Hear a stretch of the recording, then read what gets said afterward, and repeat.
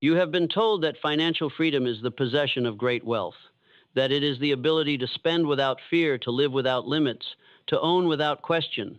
But that definition is a counterfeit. True financial freedom is not measured by what you can purchase, it is measured by what can no longer purchase you. It is the quiet mastery of your own mind, the discipline to rule desire rather than serve it, the strength to build wealth that cannot be taken because it is built first within. You may lose money, you may lose opportunity, but if you possess discipline, purpose, and mastery over your emotions, you can rebuild the entire empire of your life from dust. That is freedom to depend on no one but the power of your own directed mind. Let me tell you a truth that few will ever dare to utter. The majority of men are poor not because they lack opportunity, but because they lack mental control. They think in fragments, act in impulses, and drift through life ruled by mood instead of method.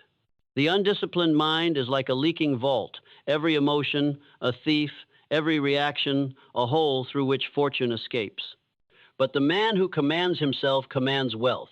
He understands that riches are only the visible shadows of invisible principles. You cannot hold money until you hold mastery. The world will not trust abundance to a mind that cannot govern itself. There is a law as precise as gravity. Inner chaos repels opportunity, inner order attracts it. When your emotions swing between fear and excitement, the universe reads that instability as danger. It withholds reward from the unstable, for it knows they will destroy what they receive. The calm, deliberate thinker, he becomes a magnet for wealth. Now understand me clearly. Financial freedom does not begin in your bank account, it begins in your consciousness. It is not the result of having, it is the cause of having. To seek freedom outside yourself before establishing order within yourself is to build a palace upon quicksand. So I say to you, before you ask for riches, ask for discipline. Before you pursue opportunity, pursue mastery. Before you chase money, command your mind. For until you can control what you think, you cannot control what you earn. The first great awakening of every successful mind is the realization that wealth is an effect, never a cause. And the cause lies entirely within the individual, in his thoughts, his emotional control, his definiteness of purpose. You must decide in the privacy of your own conscience that you will no longer live as a creature of reaction. The undisciplined man is moved by every opinion, wounded by every slight, tempted by every shiny distraction. He builds with one hand and destroys with the other. He earns in one season and wastes in the next. But when you become master of your emotions, when you develop the calmness of steel and the clarity of purpose that cannot be shaken, life bends to your will. Opportunities begin to appear where once you saw obstacles. Resources align. People trust you. Circumstances obey you. Why? Because discipline is power condensed, and power always attracts its own reflection. This is the secret that separates the wealthy from the wandering. Wealth is a mirror, reflecting not luck but law. And the first law is this: you cannot possess what you have not become. There comes a moment in every life when confusion must give way to decision. That moment, invisible to the world but thunderous in the mind, separates the wanderer from the master. It is the moment you declare with finality, I will no longer drift. From that instant, a new law governs you, the law of purpose. Every great fortune, every monumental success, every enduring legacy was born in that decision.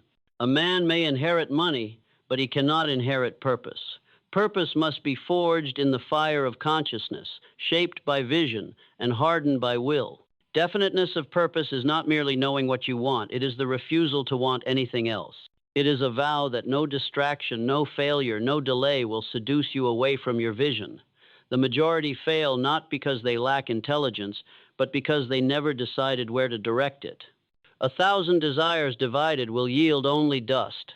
A single purpose pursued relentlessly will create empires. Purpose is the great concentrator of energy.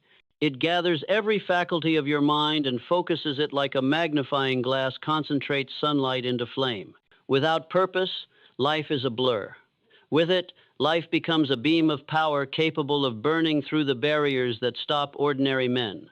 Financial freedom demands this kind of definiteness. You must know not only that you wish to be free, but why and how. The man who wants wealth vaguely will drift endlessly between excitement and despair. But the man who defines wealth as a tool for a specific vision, for independence, for creation, for service, channels his entire being toward it. There is no power in a scattered will. The universe itself bends to definiteness, for definiteness is a reflection of divine order. Nature tolerates no chaos. Every star moves by law, every atom by design. Only man defies structure and pays the price with confusion. So decide now, what does financial freedom mean to you?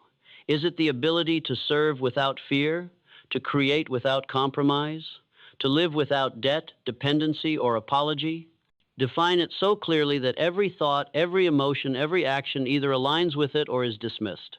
Because once your purpose is definite, your mind begins to filter reality itself. What once distracted you becomes irrelevant. What once tempted you becomes invisible.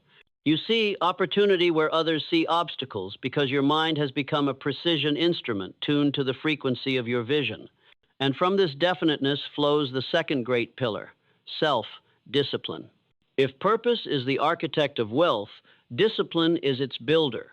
Without discipline, even the grandest plan collapses under the weight of inconsistency. Discipline is the iron law of repetition, the daily enforcement of your decision long after emotion has faded. Emotional excitement begins journeys. Discipline completes them.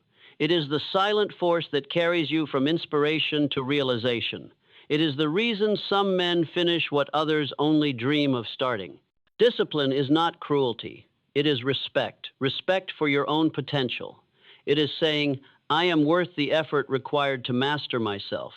It is recognizing that every act of self-control deposits unseen capital into the vault of character. Understand this. Your habits are the machinery of destiny. You do not decide your future. You decide your habits, and your habits decide your future. The undisciplined man allows the day to rule him.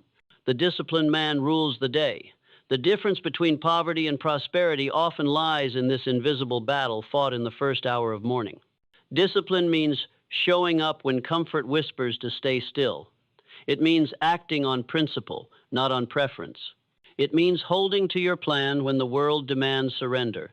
And it means saying no, not with bitterness, but with mastery to every temptation that would fragment your focus. Do not envy the man of talent. Envy the man of discipline. For talent without discipline is a fire without containment, bright for a moment, destructive thereafter. But discipline, even when slow, is unstoppable. It compounds.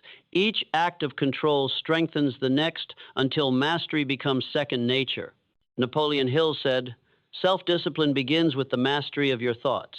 If you do not control your thoughts, you cannot control your needs, your actions, your habits, or your destiny. Discipline is the governor of emotion. The man who disciplines his feelings commands his fate. He knows that the market of life rewards not emotion, but execution. Anger ruins judgment, fear ruins opportunity, excitement ruins patience, but discipline refines all three into tools of precision. That brings us to the third foundation, accurate thinking. Financial freedom is not merely the result of effort, it is the result of correct effort. Effort misdirected by emotion is wasted. Accurate thinking separates facts from opinions, truth from illusion, essentials from noise. The undisciplined thinker allows gossip, fear, and emotion to distort his reasoning. The disciplined thinker tests every idea against principle. He asks, what are the facts? What law governs this situation? What remains true when all opinion is removed? Accurate thinking is not cynicism, it is clarity. It allows you to see the world as it is, not as your moods paint it. It demands that you filter emotion before conclusion and confirmation before belief. It requires the humility to admit ignorance and the courage to pursue truth anyway. In wealth building, accurate thinking is everything. It is what prevents the man of ambition from becoming the fool of speculation. It keeps you from being deceived by easy promises, false urgency, and emotional hype.